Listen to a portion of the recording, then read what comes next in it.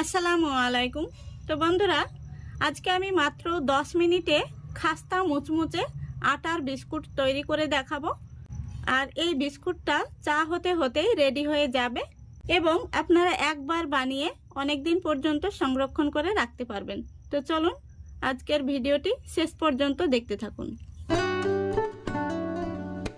তো বন্ধুরা, আজকের বিস্কুটটা বানানোর জন্য এখানে আমি 1 কাপ নিয়ে নিচ্ছি আটা। আর এই আটাটা আমি আগে থেকে চেলে নিয়েছি। তারপরে নিয়ে নিচ্ছি 1/4 কাপ সুজি। তো আটাটা যে পরিমাণে নিয়েছি 4 ভাগের 1 ভাগ নিয়ে নিতে হবে সুজি। এবার এখানে আমি 2 টেবিল চামচ ঘি এই হাতায় করে গরম করে নিয়েছি।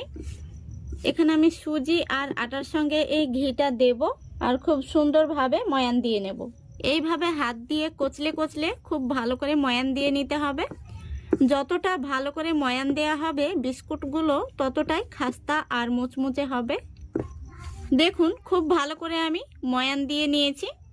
তো এইভাবে হাতে নিয়ে মুঠো করলে দেখবেন যখন দলা পেকে যাচ্ছে আবার একটু ঠাসা দিলে ভেঙে যাচ্ছে, তখনই বুঝে নিতে হবে পারফেক্ট ময়ান দেয়া হয়ে গেছে। এবার এখানে আমি দেখুন একই কাপে মেপে 1/2 কাপ চিনি নিয়েছি। এই চিনিটা আমি মিক্সি জারে করে গুঁড়ো করে নেব। দেখুন চিনিটাকে আমি গুঁড়ো করে নিয়েছি। এবার এর মধ্যে আমি দিয়ে দিচ্ছি এই চিনি গুঁড়ো। এবার এর মধ্যে আমি দিয়ে দিচ্ছি 1 প্যাকেট আমুল দুধ। এই দেখুন, এতে করে বিস্কুটগুলো কিন্তু আরও অনেকটাই টেস্টি হবে। দারুণ মজাদার আজকের এই বিস্কুটগুলো হতে চলেছে। আপনারা শেষ পর্যন্ত রেসিপিটা দেখতে থাকুন। এবার এই চিনি আর গুঁড়ো দুধ একই সঙ্গে আমি আবারও খুব ভালো করে হাত দিয়ে মিশিয়ে নেব। আটার সঙ্গে যেন খুব ভালোভাবে মিশে যায় সেইভাবে মিশিয়ে নিতে হবে। বন্ধুরা, এইভাবে আপনারা একবার হলেও বাড়িতে ট্রাই করবেন। এই বিস্কুটগুলো খেতে অনেকটাই মজাদার হয়।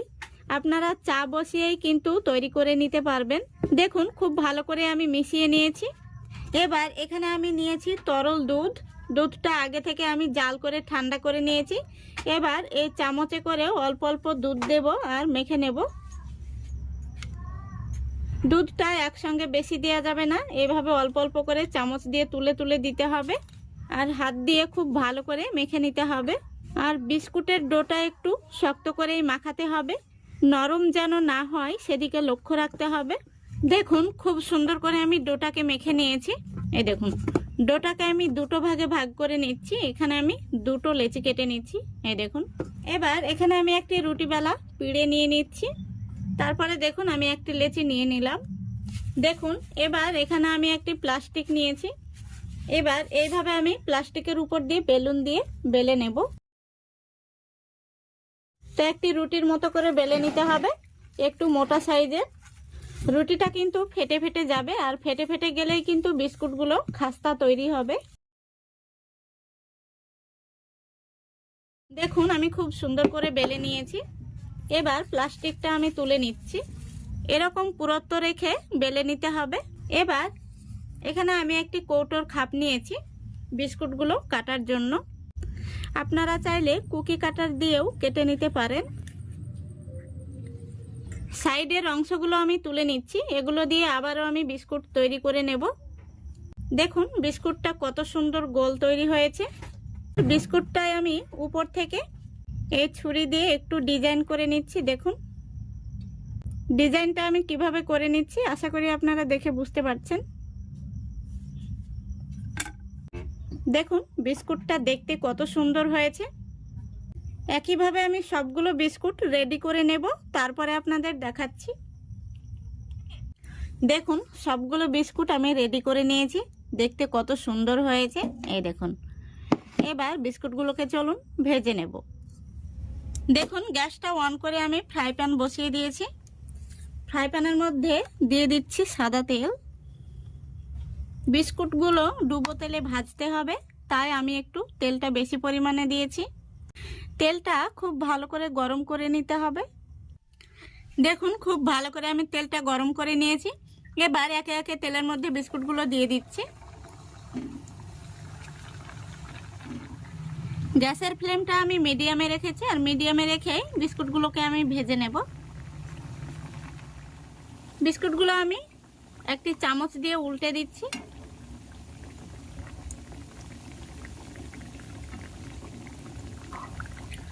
দেখুন বিস্কুটগুলোকে আমি লাল লাল করে ভেজে নিয়েছি, দেখতে কত সুন্দর হয়েছে। দেখুন বিস্কুটগুলো এবার আমি তেল থেকে তুলে নেব।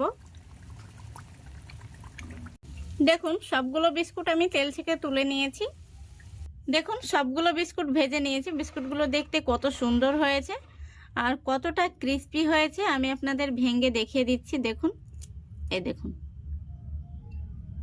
একদম খাস্তা হয়েছে। আমি আপনাদের আরও একটি বিস্কুট ভেঙে দেখিয়ে দিচ্ছি কতটা খাস্তা হয়েছে আর মুচমুচে হয়েছে। দেখুন এই দেখুন। তো আশা করছি আজকের এই রেসিপিটা আপনাদের ভালো লেগেছে। ভালো লাগলে অবশ্যই লাইক কমেন্ট শেয়ার করে দেবেন এবং চ্যানেলটিকে সাবস্ক্রাইব করে অল নোটিফিকেশানটি অন করে সঙ্গে থাকবেন। আজকের মতো এখানেই বিদায় নিচ্ছি। সবাই ভালো থাকবেন, সুস্থ থাকবেন। খোদা হাফেজ।